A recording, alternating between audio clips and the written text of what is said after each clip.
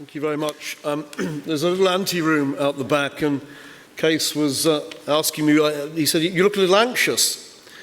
And I said, well, I am, because I said, whenever I speak as a politician, I'm conscious of the fact that people always think politicians are liars. He said, "I don't believe that."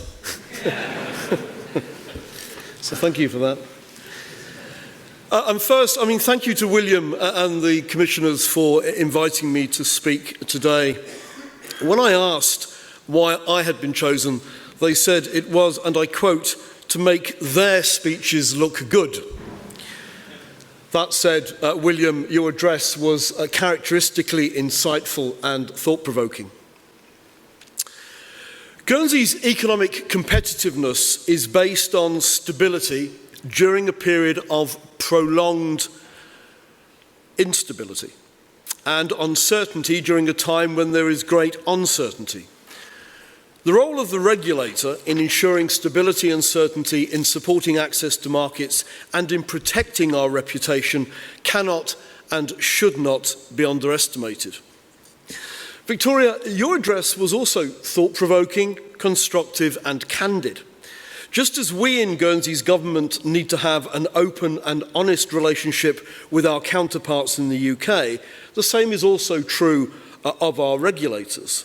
And I have to tell you all, I had a very, very pleasant evening sat next to Victoria last night, and we briefly touched upon my political career. I mentioned to her that there had been a few ups and downs. I said, in fact, a few years ago, I very nearly got deselected, very nearly got voted out. And I said it was all due to illness and fatigue. And she said, "Why were you unwell?" And I said, "No, I said the electorate was sick and tired of me." Guernsey and the UK share many challenges. We also share many opportunities. And today, I will set out some thinking on both. At the heart of these challenges and opportunities is the same set of emerging circumstances: Brexit. Now, let's be clear. Guernsey is not and never has been part of either the United Kingdom nor the European Union. We receive funding from neither. We pay taxes to neither, and we have representation with neither. Now, this is the first test. There we are. I think this slide speaks for itself. The net asset value of all funds under management and administration, a staggering 271 million as at the end of June. We make a significant contribution to the EU capital markets. Funds are invested in jobs, infrastructure, small businesses and growth across Europe through Guernsey. Guernsey then is a net contributor. We remain part of the solution and not the problem. We are a transparent, well-regulated, stable contributor to economic growth and prosperity. But you try telling that to the European Commission. Well, that's what Guernsey's Chief Minister Gavin Saint-Pierre is doing right now as I speak. This week he is in Brussels. Last month it was me. Today Gavin is reminding the Commission's Tax Commissioner, Pierre Moscovici, that we are and always have been friend, not foe. A message that is important because Brexit is not an objective, evidence-based process. It is a political process, highly subjective, and it needs to be approached in that way.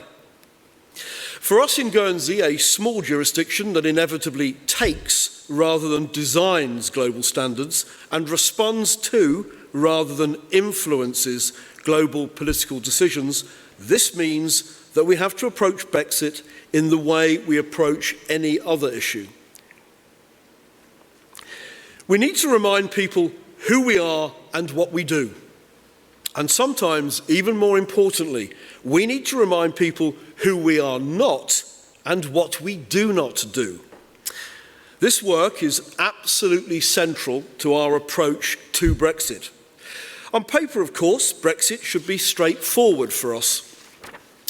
The direct impact of Brexit on Guernsey and Jersey is relatively limited because in most areas, including for financial services, we are effectively outside the EU, except where we have opted in.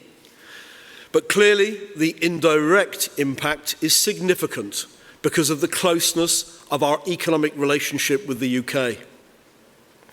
We therefore have a close interest both in the conduct and outcome of the Brexit negotiations and in the impact of Brexit on the political context for current EU business, most notably relating to market access and tax. Our trade in goods with the EU and our inclusion in the customs union is governed by Protocol 3 of the UK Accession Treaty, which will cease to apply from the moment of the UK's formal withdrawal. Now, we believe that our interests are best served by preserving the substance of our current relationships with the EU and the UK as far as possible. This includes free trade in goods with the EU27 as far as is negotiable, and our existing third country status for trade in services. As regards free movement, we operate controls over the right to reside and work suited to the island's needs, but in accordance with Protocol 3, such controls are non-discriminatory between EU nationals. Nationals from many EU member states are an important part of our community and make an important contribution to our economy, working to support many of the businesses that you represent here today. Now, we are pleased with the UK government's engagement with the Channel Islands so far on Brexit. There is regular political level engagement with relevant UK ministers, while officials continue to have detailed meetings with UK counterparts on a range of priority issues, financial services, of course, but also immigration, customs union and trade, transport, and digital services and telecommunications. Now, 2 weeks ago, Guernsey's Parliament, the States of Deliberation, endorsed the third policy letter that has been presented to it by our island's senior political committee. The first, in June 2016, just days after the referendum vote in the UK, set a high-level objectives for Guernsey's relationships with the UK and the EU and indicated a wish to gain from any new opportunities. In March 2017, the states debated the second Brexit policy letter in relation to the UK's triggering of Article 50. And this third Brexit policy letter set out the rationale for repealing the European Communities Law 1973 and implementing relevant EU measures into domestic law. This is similar to the approach being taken in the UK with its European Union withdrawal bill. So in short, we are ensuring that the steps that we need to take on Brexit are being taken at the same pace as the UK. The UK's overall engagement with the Crown dependencies falls under the policy responsibility of the UK's Ministry of Justice. Following the general election earlier this year, the UK Minister leading this engagement is the Lord Chancellor and Secretary of State for Justice, the Right Honourable David Lidington MP. But in addition to this, Robin Walker MP, who is the Parliamentary Under-Secretary of State at the Department for Exiting the European Union, is responsible for managing the UK's engagement with the Crown dependencies in respect of Brexit. Now, Robin will be known to many of you because he visited Guernsey in August and met with representatives from Guernsey, Alderney and Sark. He met representatives from the finance sector and also discussed our immigration and customs arrangements. This visit helped to deepen Guernsey's strong and direct political link with the UK government department responsible for negotiating the UK's exit from the EU. Now, we are confident but not complacent.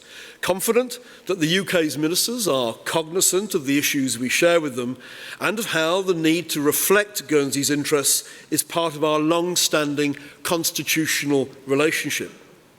Guernsey also has a well-established and valued relationship developed through the British-Irish Council, the so-called BIC. Now, 2 weeks ago, at the most recent of the twice-yearly summits, Gavin St Pierre reaffirmed the importance of the UK representing the interests of Guernsey and the Crown dependencies in the event of a hard Brexit. Now, by matter of fortunate timing, Guernsey is due to host the BIC summit in June of next year. And this will very much be a summit on Brexit matters, and I shall be joining our Chief Minister at that summit.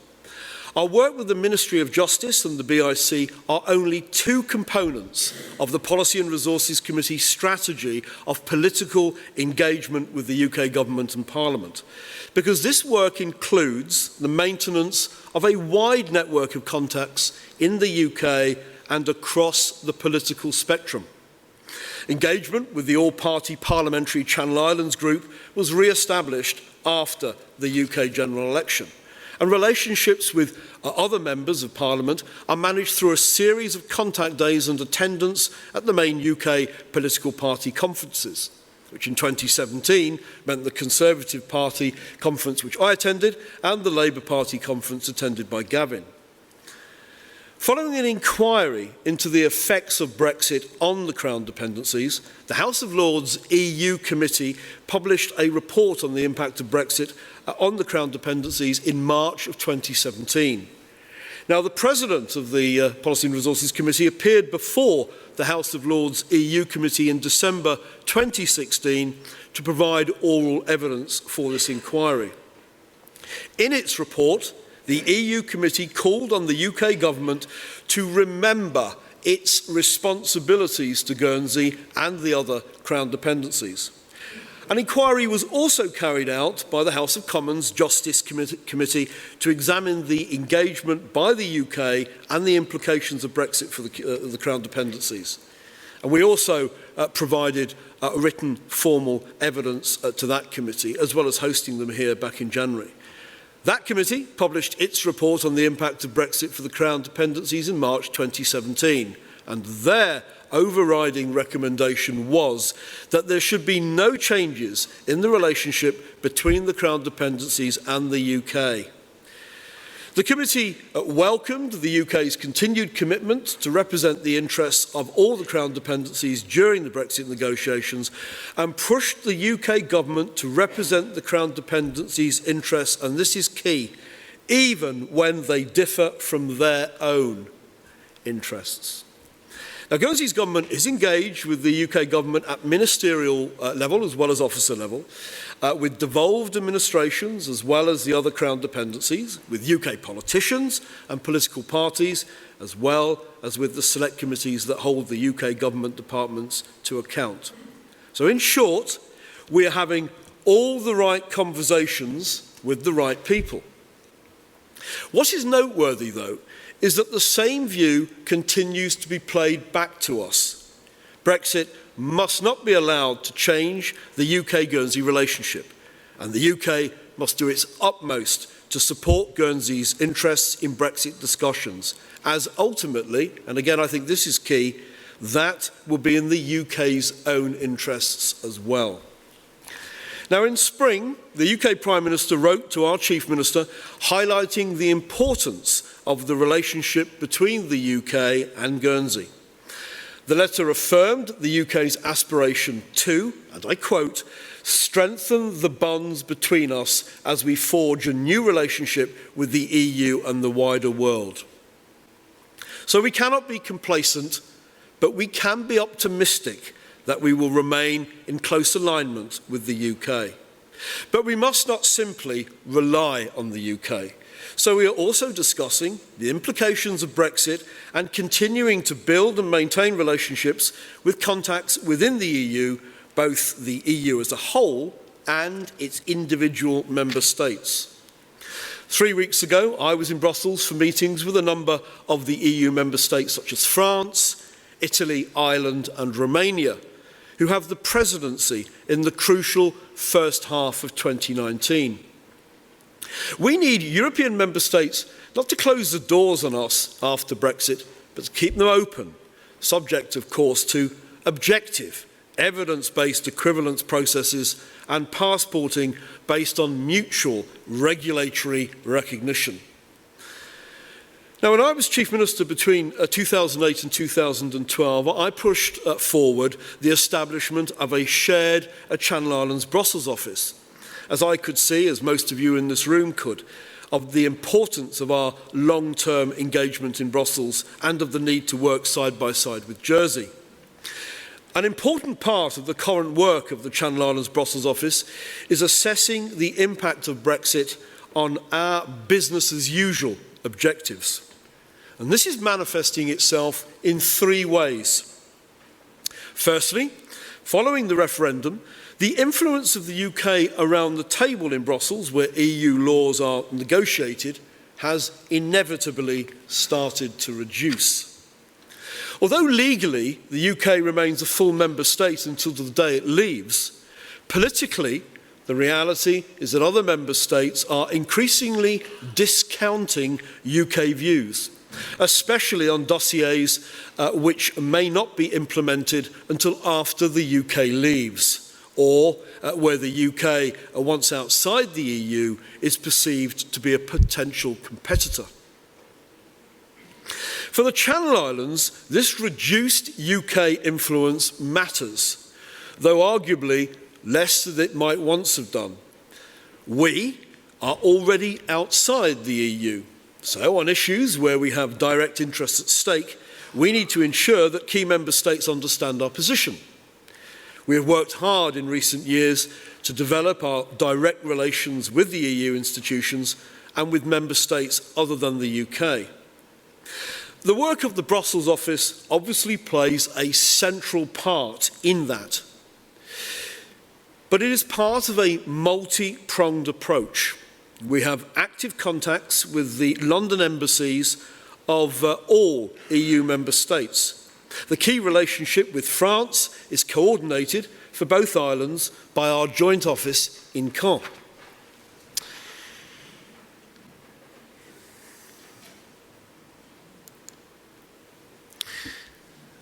The islands use the relationships established with EU counterparts through our involvement in multilateral bodies like the OECD and Moneyval and many others. And it is underpinned by a significant political commitment from the likes of Gavin and Jonathan Le Toc. Now, all that said, it is an inescapable fact that of all the member states, the UK is the one that is best able and willing to listen to our concerns and to take them into account in its own position in negotiating on ongoing normal EU business. So the fact that the UK is less able to do this, partly because it needs to preserve most of its political capital for the Brexit negotiations themselves, and partly because its voice carries less weight in the negotiations on ongoing EU businesses the nearer it gets to Brexit Day, is something we need to factor into our own engagement strategy on these individual EU dossiers of continuing importance to us. The second way in which Brexit is impacting on business as usual is because in some policy areas, the EU 27 are starting to think how a stance they may take with other third countries might have a read across to the Brexit negotiations. The most obvious area is financial services. Guernsey and Jersey, as existing third countries, have obtained some limited market access through demonstrating regulatory equivalence where the relevant EU regulation permits this. Now, as most of us will know, we were poised to get an important new slice of market access, having been assessed twice by the EU regulator, the European Securities and Markets Authority, ESMA, as meeting the technical requirements for being granted the third country passport under the Alternative Investment Fund Managers Directive. This would have built on the access we already enjoy through national private placement regimes. Unfortunately, the European Commission has put the passport on indefinite hold for all third countries, pending a wider review of the future of equivalence in EU financial services legislation.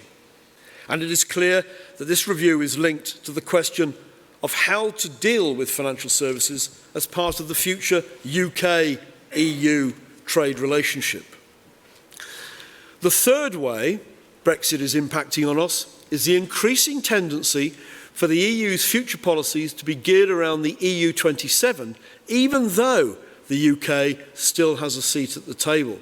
And the recent big picture speeches by President Macron and President Juncker made only the briefest of references to Brexit, and that, if one's going to be honest, was more in sorrow than in anger.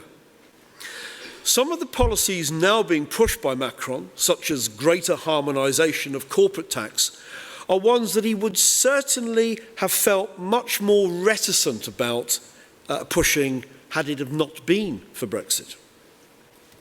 So we need to understand and assess the change of direction, because EU policies in many different areas will continue to impact significantly on Guernsey's and the other Crown dependencies' interests, even though the UK has left. However, in Brussels, one of the influencing factors on Brexit is the EU's continued determination to harmonise taxes and to use that as a protectionist mechanism. As I mentioned earlier, Guernsey, as a small jurisdiction, is a taker of international policies, not a setter of international policies. And this is an issue where the Brexit and EU agendas collide. An important element in our relationship with the EU is our cooperation on tax. We're also fully committed to the OECD anti-base erosion and profit shifting agenda, BEPS, and we are active members of the OECD's BEPS inclusive framework.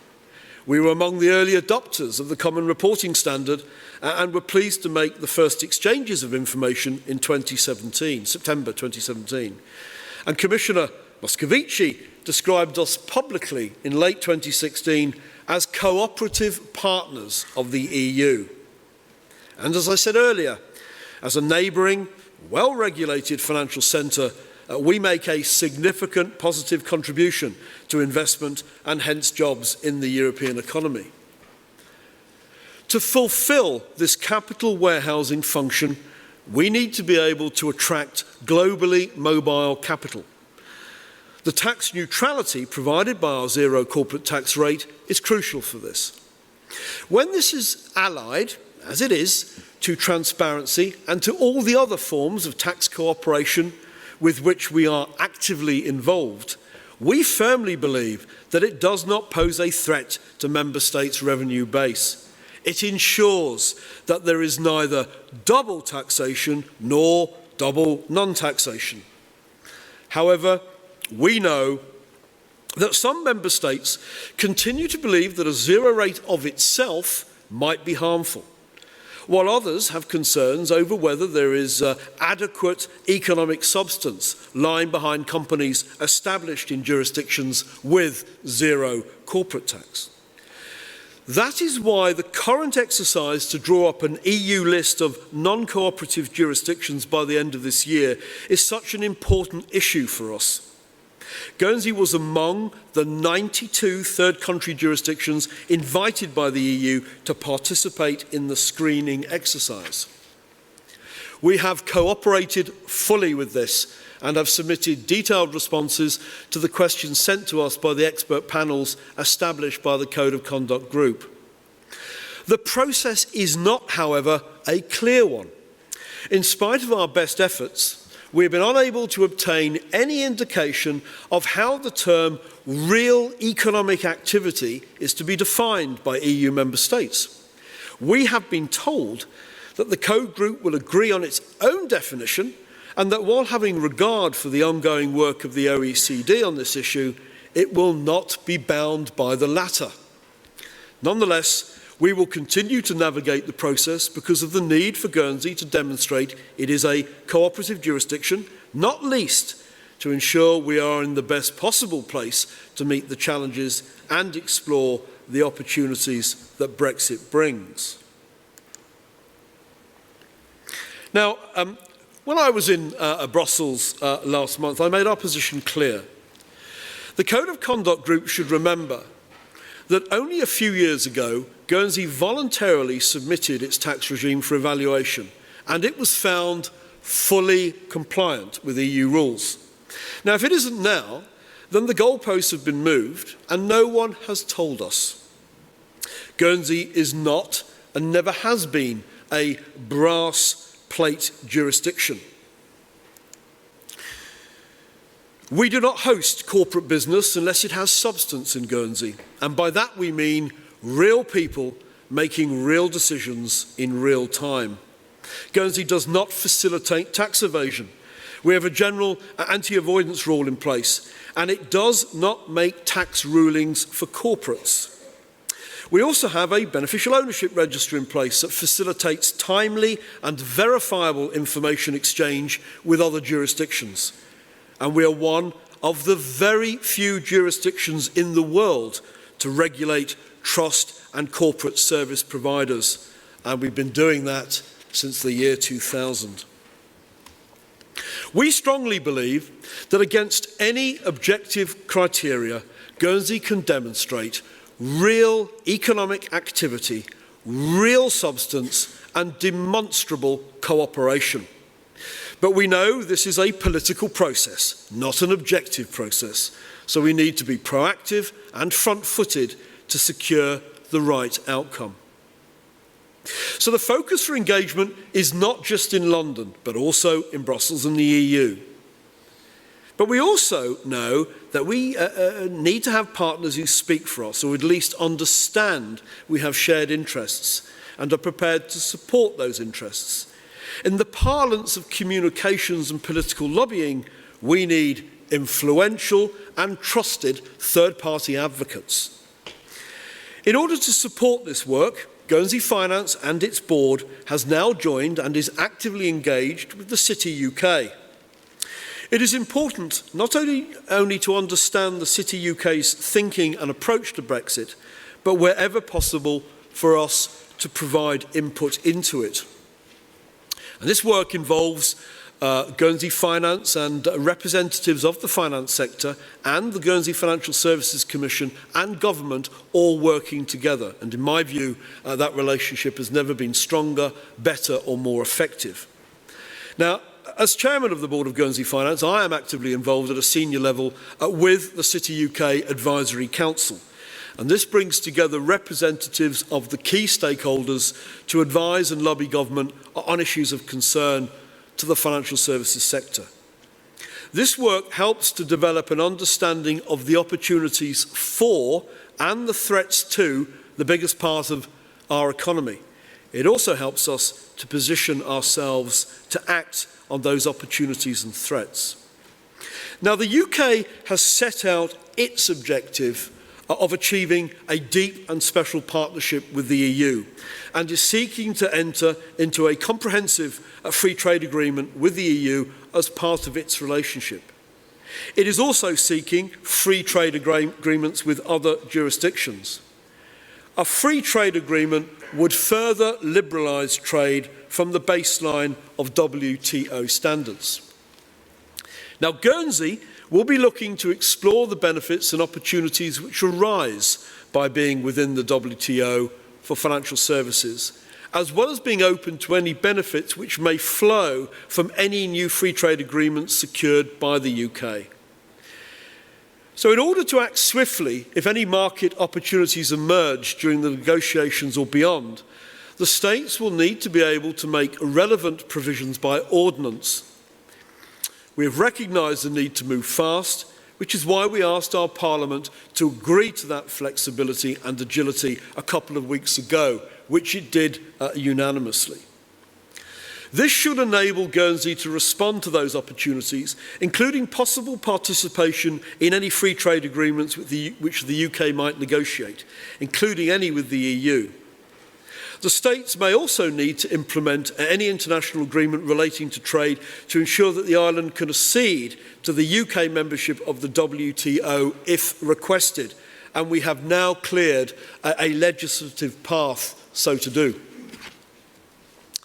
All of this work fits in with our jurisdictional Brexit strategy, which pulls together government, regulator, industry and promoter. At the broadest level, though, and simply, our strategy is twofold: to press for participation in future UK free trade agreements on the keenest terms by arguing our supportive economic role and equivalent status of our regulatory regimes, and to continue to actively engage with the European Commission as a third country and push for further third country equivalences. Importantly, we will support this throughout by a more effective promotion of the strengths of our secure, stable status during the accompanying uncertainty.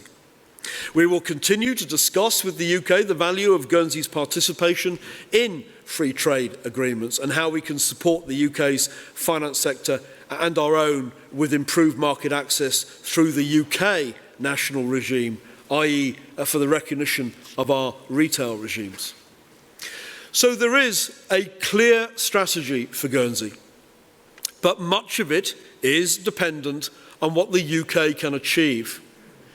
So to conclude, I'd like to offer a view on what the UK can achieve. Work we have undertaken with partners in the UK demonstrates that there is no reason why the UK should not lead the world in basing cooperative regulations on international standards, outcomes and transparency rather than be political, anti-competitive or require rule-taking.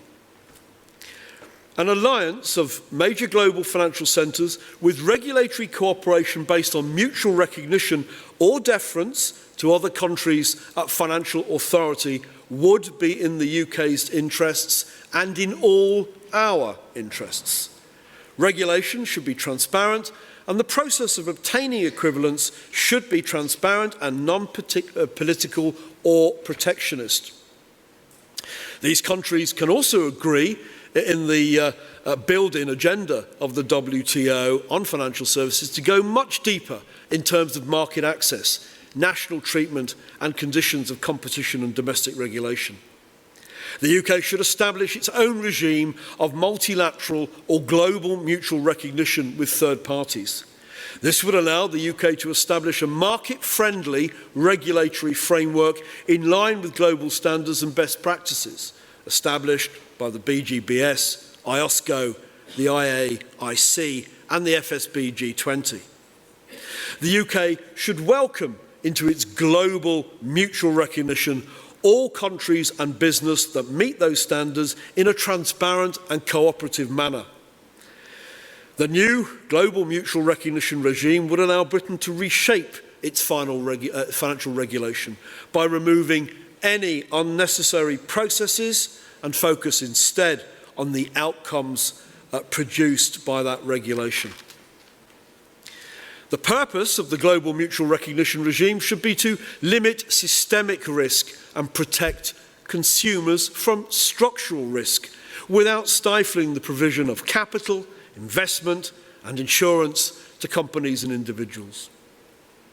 Outside of the EU, the UK will have the advantage of greater agility in decision-making and implementation. The UK's objective should be to combine this newfound flexibility with its strength as the dominant financial services provider in the European time zone, to form a truly global regulatory regime. The UK has the opportunity to make sure that its home regulation and taxation environment is conducive for financial innovation and market competition. Our offer in Guernsey to the UK is to assist them in any way we can. So to close, I'd like to make 3 points. First, there are opportunities in Brexit for the UK and for Guernsey, but they are mostly shared opportunities and we must continue to work together. The cooperation between respective governments and respective regulators is important and at present excellent. Second, the relationship with the city is ever more important and is a priority for your government. And third, we are looking beyond London and continuing to engage in Brussels and with member states on Brexit, BEPS and the cooperative jurisdictions process. Brexit challenges, of course. Brexit opportunities, undoubtedly. Complacency never. Confident, definitely. Ladies and gentlemen, we are open for business. Thank you very much.